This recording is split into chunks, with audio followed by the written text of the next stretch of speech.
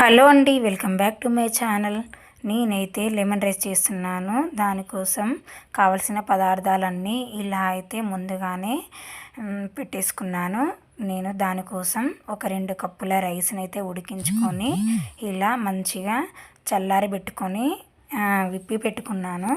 చూడండి, ఇప్పుడు ఈ రైస్లో మనం కావలసినంత సాల్ట్ వేసుకోవాలి. ఆ తర్వాత ఒక పెద్ద సైజు నిమ్మకాయని, కొంచెమే రైస్ కాబట్టి నేనైతే హాఫ్ ముక్క పిండుతున్నాను. మీరు ఎక్కువ రైస్ తీసుకుంటే ఏంటంటే దానికి సరిపడా లెమన్ జ్యూస్ పిండుకోవాలి. ఇప్పుడు ఈ రైస్ని ఈ ఉప్పు లెమన్ జ్యూసు మంచిగా కలిసే విధంగా బాగా అయితే చేతితో మంచిగా కలిపేసుకోవాలి.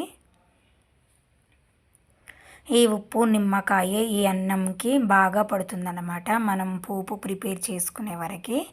ఈ విధంగా నేను చూపించిన విధంగా మొత్తం రైస్ని అయితే చేతితో మొత్తం పైకి కిందికి కదుపుతూ మొత్తం కలిసే విధంగా అయితే నెమ్మదిగా కలుపుకోవాలి. మరీ పిసుకకూడదండి, రైస్ మెత్తగా అయిపోతుంది.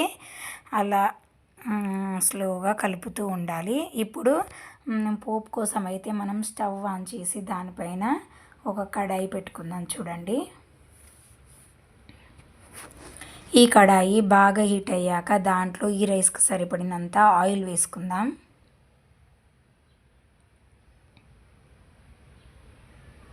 ఈ ఆయిల్ మంచిగా హీట్ అయ్యాక దాంట్లో శనగపప్పు వేసుకుందాం.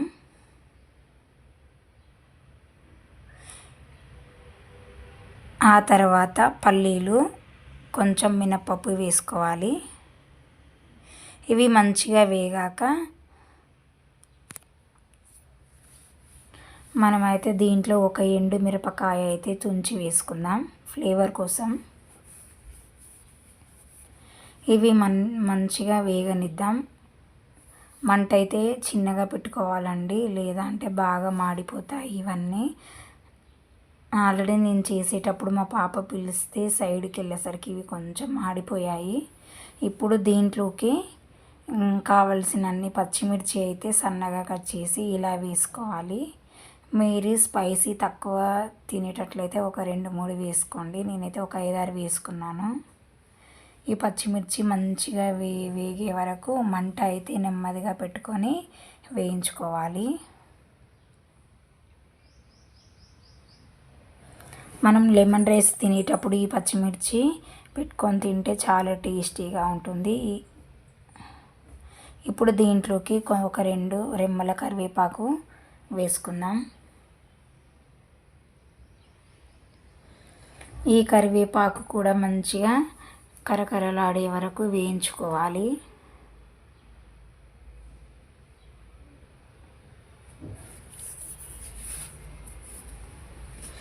ఇవి మొత్తం కలిపేసుకొని మంచిగా పచ్చిమిర్చి ఫ్రై అవ్వనివ్వాలి. ఇప్పుడు రైస్లోకి సరిపడినంత కొంచెం పసుపు వేసుకోవాలి కలర్ కోసం. ఈ పసుపు పచ్చి వాసన పోయే వరకు మంచిగా వేయించాలి.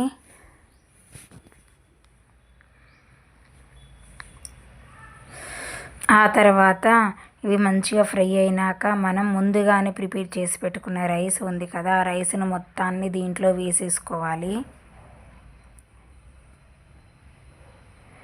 రైస్ మొత్తం వేసుకున్నాక మంచిగా గరిటెతో అయితే కలిపేయాలి.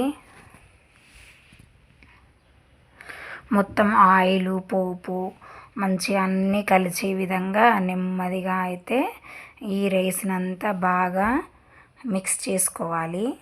మనం మార్నింగ్ అన్నం మిగిలిపోయి ఇంకా ఏం టిఫిన్కి ప్రిపేర్ చేసుకోకపోయినట్లయితే అప్పుడు మనం ఎలాంటి టెన్షన్ లేకుండా ఎంతో ఈజీగా ఒక 5 మినిట్స్లో అయితే మనం ఈ లెమన్ రైస్ అయితే పిల్లలకు చేసి పెట్టేయచ్చు.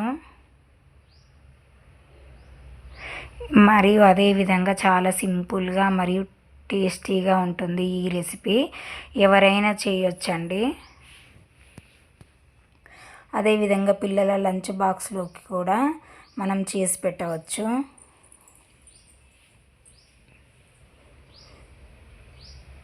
ఈ లెమన్ రైస్ అయితే ఆల్మోస్ట్ రెడీ అయిపోయిందండి. మొత్తం ఇలా బాగా కలిపేసుకొని మీకు ఇష్టం ఉంటే కొత్తిమీర కూడా గార్నిష్ చేసుకోవచ్చు.